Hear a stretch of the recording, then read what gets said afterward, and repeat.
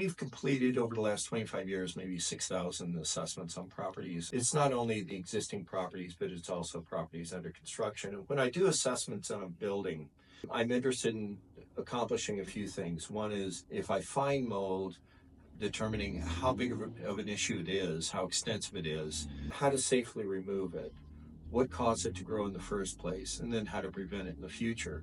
So I would say most of the time we spend in remedial actions either in the basement or in the attic. So I'm going to talk about the basement for a moment. So in a basement, you got your typical, walls and concrete floor and that kind of thing.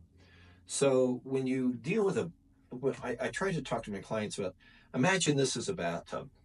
You pour water in the bathtub. You don't want the water to leave the bathtub. That's called a leak. A basement, you do the opposite. You want to create this envelope that prevents moisture from coming into the home. So concrete foundation walls are extremely porous. Your concrete floor is very, very porous. So with foundation walls on an average 1,000 square foot basement, if it's not painted, you'll get about a gallon of water vapor a day.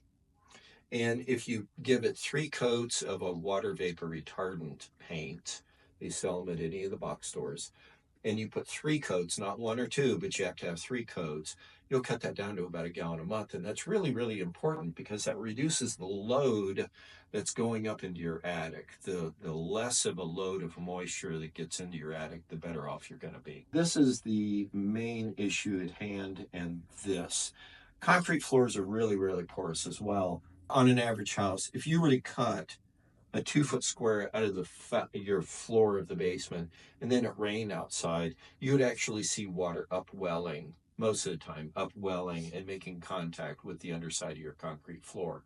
And so it's really, really important to realize that that's going to happen, and you're going to create some kind of vapor barrier here. You can use floor tile, you can use vinyl flooring, you can use paint that's made for basement floors. But it's important to don't ever put a carpet down here unless first you put down some kind of a vapor barrier underneath the carpet. They always cut, when they pour large areas of concrete, they always cut your floor every so often, and that's to control your breaks. We've pulled a lot of carpets off the floor, and you actually see lines of mold growth because these little cuts, water vapor is going to be real easy to get through those breaks.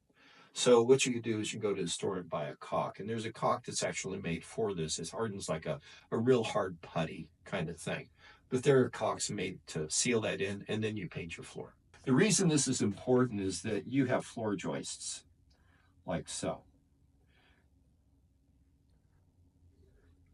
And so when you take a piece of wood and you put it into a kiln to dry, it dries from the corner here first, and then it dries from the center of the board second. And that's because you have 3 areas that the moisture can get out. When you put it in a basement, it rehydrates. It's going to go the same way. This area of your floor joist is the most susceptible. When I look at any inspection of a basement, this is the area that really is the most obvious and helps clients recognize what to look for. The floor decking sometimes gets mold growth on it, but it's really hard. It's harder to get a flat surface to get elevated moisture for germination rather than your floor joist. The floor joist will be the first place to find it. Now, when you do an inspection, I always do it in the dark. I always turn off all the lights. And the reason is that when, let's say you have just a board like so, what's important is that you don't shine your flashlight like this. You shine your flashlight parallel to the surface because mold grows like a bush or a tree. It has an anchor system. It's not a root. It's not a plant. It has an anchor system, which is why it can grow on glass, plastic, steel. And then it has a stalk and it has branches and these little flower sites. I'm being very simple about this description, by the way. And then, so when you shine your flashlight parallel, it's going to create a shadow.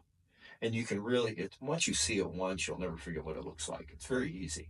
But the darkness is really what helps you with being able to see this. Now, that's mold. Mildew is a different thing.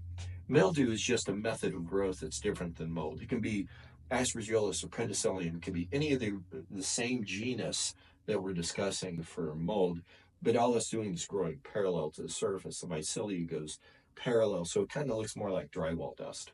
That's the best way to describe it. But it still has the same mycotoxins that mold does. It's the same critter, but so you can't ignore it. But the other thing is your sump pumps. I always look at the sump pumps and the floor joists that are directly overhead of the sump pump, because unless there's a good lid on this, there's going to be an evaporation that goes up. The biggest problem is in original construction because they don't control the moisture and humidity. So I like getting in to look at these floor joists during construction at the end before the final draw. But this is a really good way of the general public understanding what are the issues involved and the limitations of humidity. I always tell people to put if you've got a post right here in the middle of the basement or a set of stairs, put a little humidity meter right there so you can measure both the humidity and the temperature and determine whether or not you're in the danger zone of your basement. Bob Bennett, Farsight Management. It's better to use Farsight than hindsight.